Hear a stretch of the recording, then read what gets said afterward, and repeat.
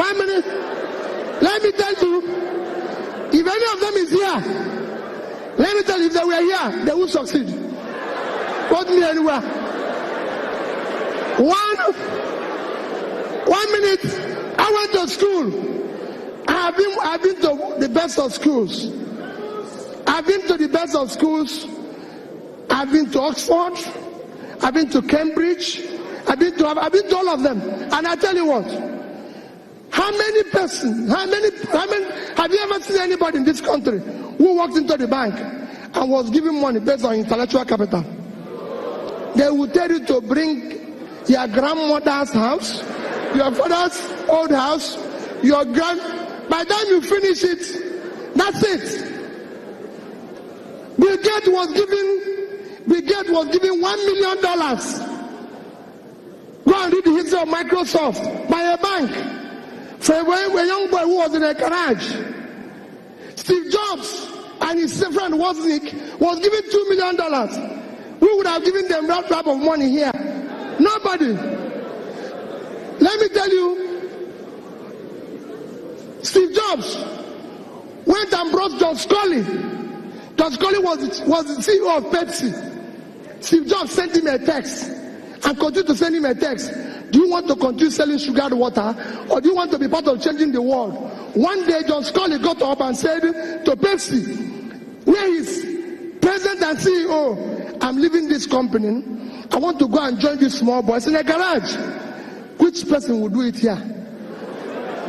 His people will say that they don't do a medicine. No. Nobody will do it. That's what we have. The government will not support you. You do anything here, the government will not patronize you. They will not patronize the white man. They will not do it. So there are so many things we take against. That is where a journalist had to say, let us take it back. Let nobody tell you there's not enough money. No. Tell me what a governor in Nigeria needs a dispatch rider for. What for? If I tell you how we stopped fuel, we used to have a fuel dump when I was governor. Fuel dump. It was costing us almost 30 million a month. I said, what is it? They say, hey. I said, shut it down. I found out that my convoy in the first 2 weeks, because it was about 22 vehicles, was costing us about 300,000 to buy fuel. Of course, you know what happens to half of it. So I said, okay, you know what we are going to do? Bring down the convoy. People in Anambra here, I don't use her. I asked them, carry this thing and go. Pack it. My convoy is 5 vehicles.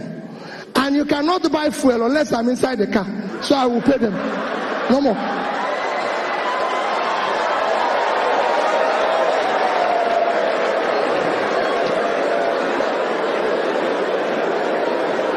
People will say, hey, wait a minute. I'm telling the youth that are here, it is your future that they are toying with. I have children, I have kids. I have 2 lovely children that are graduates. Somebody told me yesterday, just yesterday, he said to me, my friend Chida, we were going somewhere, and I was telling him about the text my daughter sent to me. I wish I read that type of text to you and you will understand. And somebody said to me, oh, I saw your son going to, that one was in Vietnam. He was going to run somewhere. He said he's going for interview for job. Peter, can't you give him a job? Peter, can't you do this? The boy doesn't even have, I said, none of my children have car. I was the only person who is governor and bank chairman, not to them. Nobody elected them. One. They have to look for a job. They have to do what they need to do. Take back your country. This country belongs to you. It is your future that they are toying with. You must take it back from them. It is not their country. And you must take it back from them. And how will you take it back from them? How will you take it back from them? When they invite you, go to your local government and ask the local government chairman who receives 100 million naira every month. What does he do with it? He will take tell you no problem, yet he's buying new Jeep. This is somebody who has never seen car in his life. He now uses Jeep. His wife has become first lady of the local government. You go everywhere, a convoy will pass you. They say it's first lady of the state. First what?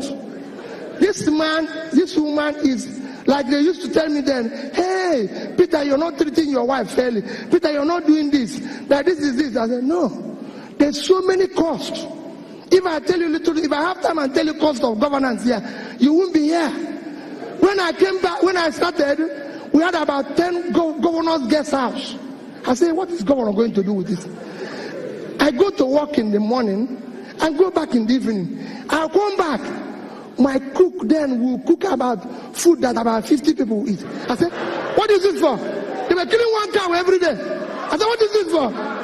He said, Your Excellency, I'm doing it in case if you come back with people. I said, have you ever seen me come back here with anybody? So why are you cooking for the people? Any day people will come here, I will let you know. Cook for only one person. One person. Me. I said, don't do it. You know, I come from Anambra State. There's too many big men. Of course. Like I tell them, I said, don't allow any of them to come here. I don't have what it takes to entertain them. So what they do, they phone me, Peter, I want to see you. I come to your house in the evening. So I go to his house, because there he will bring his champagne, eat his fabulous food, and at times when I'm going, they will give me some to take back. Goodbye. But don't go to government house. Because government house is not a restaurant. It's not a place to drink champagne. A bottle of champagne. A bottle of champagne today costs about 400,000, 500,000. That is salary of 20 people at 20,000. And you drink it with public money. No, you can't do that. It should be, if you want to do that, you go to your house. So I said to them, no, this is government money. We brought down the cost of feeding governor. If I tell you where I brought it down from, to this, I say, this will be enough. Don't worry about me. And I can go on and on. You can go and work with people. It's not anything. Not any magic. Every flight I've taken in Nigeria as a governor was economy. The reason is simple. If I come, they say business class, 54,000. Another one, you go to internet, is 19,000.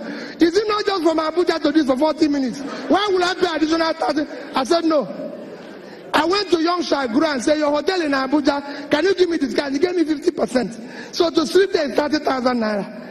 And I said, no, these things, that is what people want me to go to another bigger hotel and stay for 250,000 naira. And people say, oh, Peter is good. I said, well, I have a problem. If I sleep there and pay somebody 250, I will be awake. I wouldn't even sleep. Because I think they've stolen my money.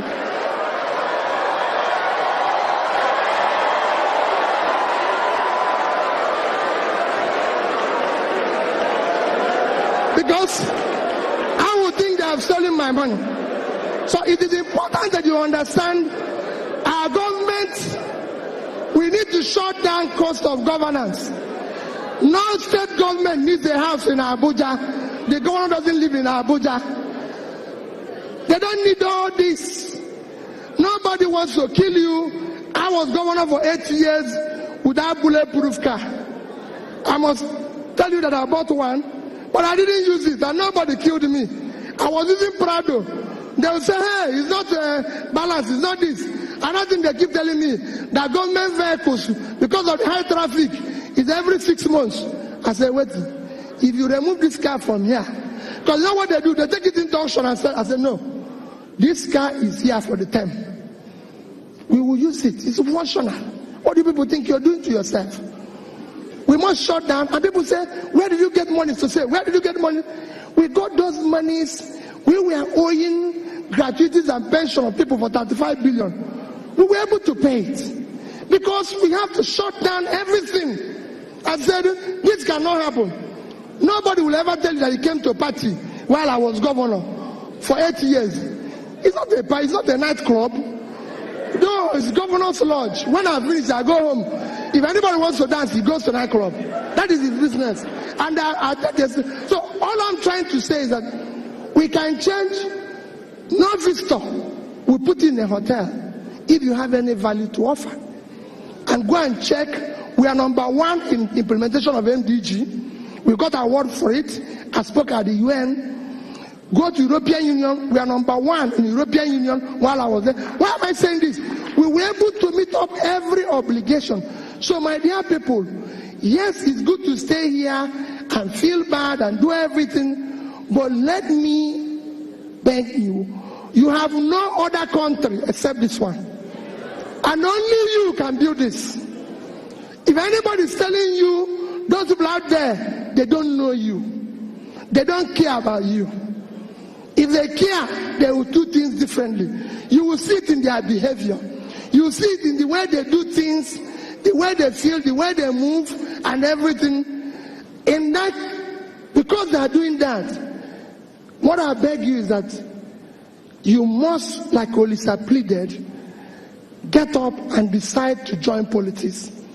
Get up and decide to be part of it. The man who is leading the revolution in Hong Kong is 17 years old. He's 17 years old.